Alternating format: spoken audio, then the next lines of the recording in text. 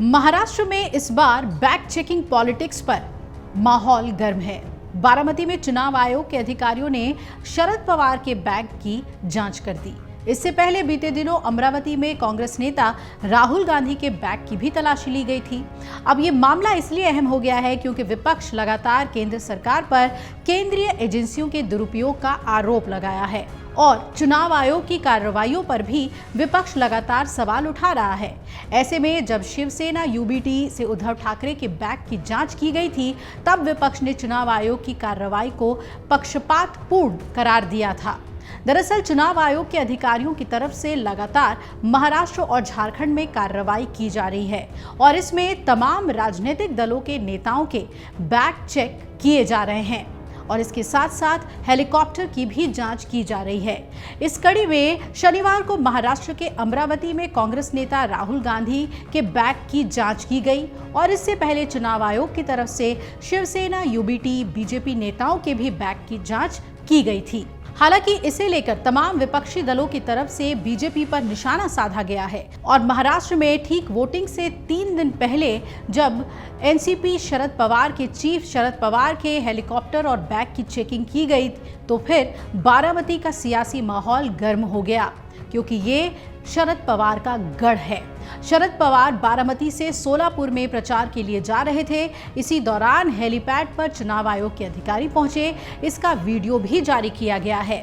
Video में अधिकारी helicopter से शरद पवार का बैग बाहर निकालते हुए नजर आ रहे हैं और उसमें रखे हुए सामान की जांच करते हुए भी दिख रहे हैं। चेकिंग के दौरान शरद पवार भी हेलीकॉप्टर के बाहर ही खड़े नजर आए।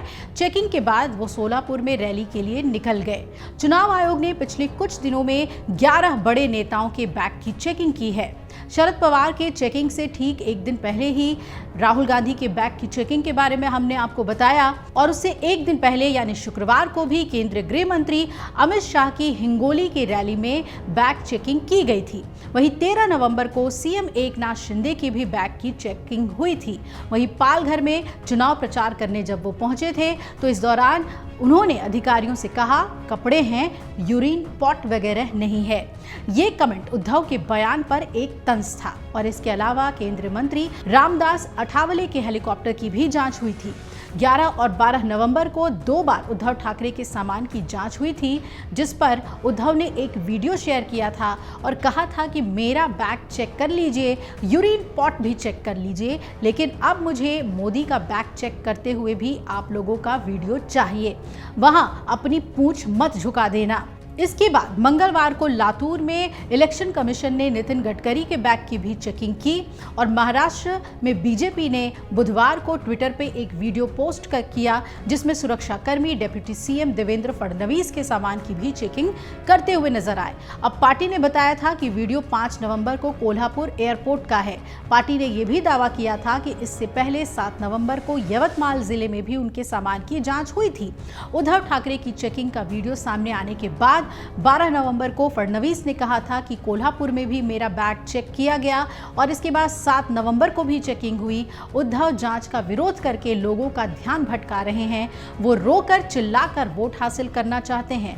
बैग चेकिंग में गलत क्या है? चुनाव प्रचार के दौरान हमारे भी बैग चेक होते हैं। वहीं एनसीपी लीडर अजीत पवार ने 5 नवंबर को बताया था कि इलेक्शन कैंपेन के दौरान मेरा भी बैग चेक किया गया और ईसी के अधिकारी रूटीन चेकिंग के लिए मेरे हेलीकॉप्टर तक आए थे, जिसमें मैंने पूरा सहयोग किया।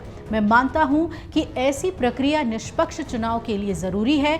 हमें कानून का सम्मान करना चाहिए ताकि हमारा लोकतंत्र कायम रहे।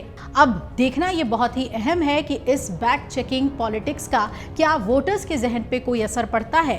राज्य की 288 सदस्यीय विधानसभा चुनाव के लिए 20 नवंबर को मतदान होना है और इनमें 9.7 करोड़ लोग अपने मताधिकार का इस्तेमाल करेंगे। अगर आप ये वीडियो YouTube पर देख रहे हैं तो हमारे चैनल को सब्सक्राइब कर बेल आइकन दबाएं और Facebook पर देख रहे हैं तो हमारे पेज को लाइक करें। 8 मिलियन प्लस सब्सक्राइबर, आपके इस भरोसे के लिए बहुत धन्यवाद।